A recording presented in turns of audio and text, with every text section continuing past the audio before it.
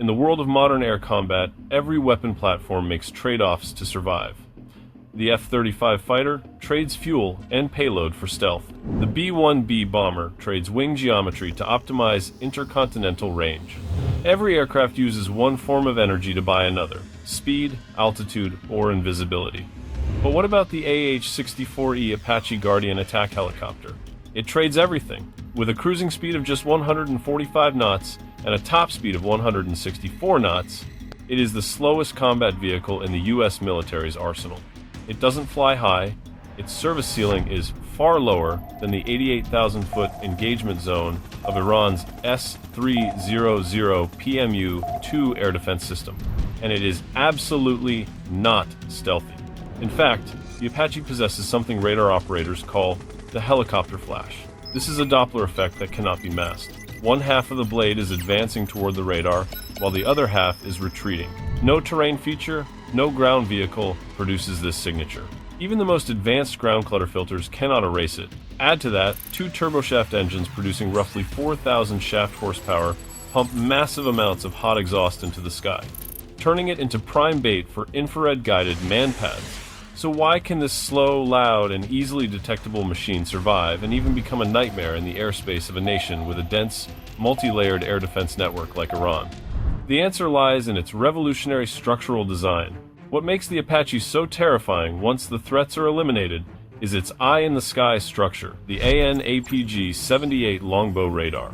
Instead of being mounted on the nose or the wing, this millimeter-wave radar system sits in a dome mounted directly above the main rotor hub. This placement defines the Apache's entire tactical concept, the peekaboo unmask process.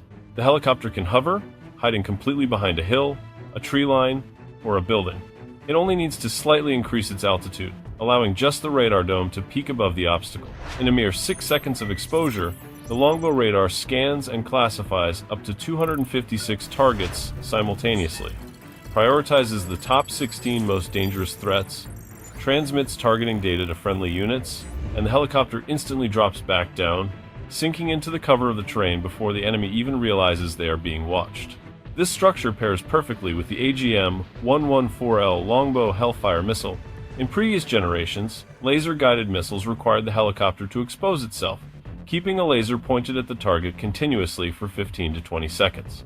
But the Longbow Hellfire is a fire-and-forget weapon equipped with its own internal millimeter-wave radar seeker. The Apache's exposure time is now reduced to 0.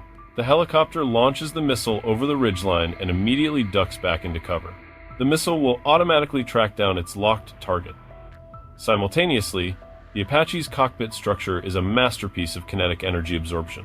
The canopy windshield is a multi-layered structure consisting of aerospace-grade glass sheets bonded with polycarbonate interlayers. When a 23mm round pierces the first layer of glass, the energy is dispersed, shattering the glass. The subsequent polycarbonate layer stretches, decelerating the round.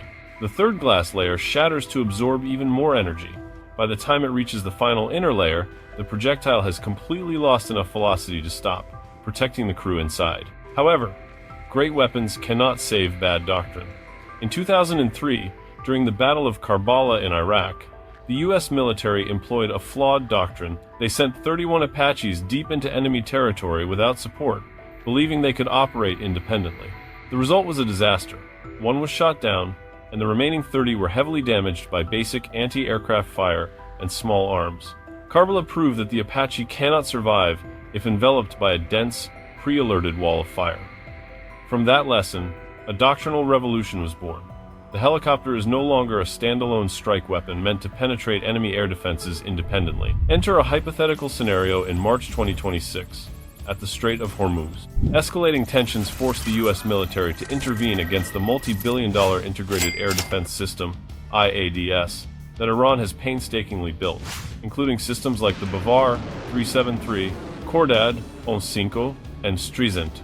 In the initial days, Apache squadrons absolutely do not take off. For helicopters, SEAD, suppression of enemy air defenses campaigns are not enough. Jamming radars with electronic warfare aircraft only creates a window of seconds to minutes enough for a fast jet to transit, but far too short for helicopters lingering in the area. For helicopters, suppression is not enough. You need dead, destruction of enemy air defenses.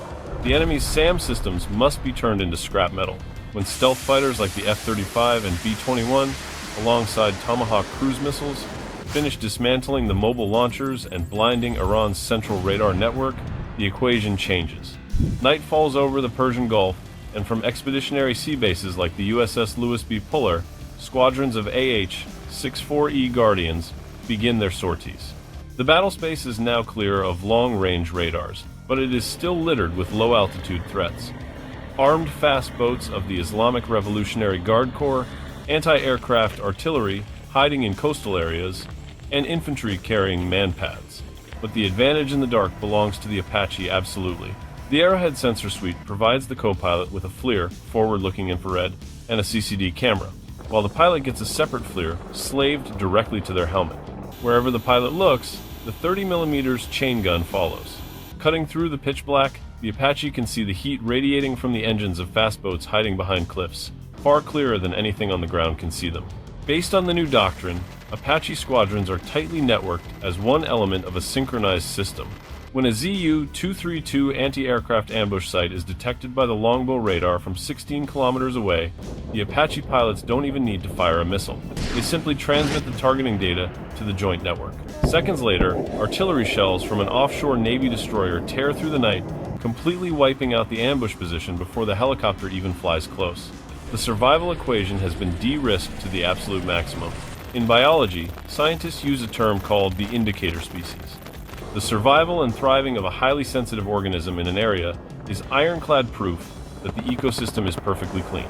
They do not clean the water. Their presence proves the water has already been cleaned. In modern air warfare, the AH-64 Apache is the biological indicator species of air supremacy.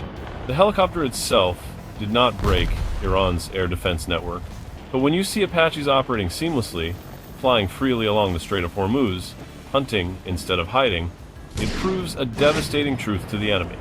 Their multi-billion-dollar air defense system has been systematically dismantled. The presence of this slowest combat aircraft is the most silent yet powerful declaration that the sky has changed hands.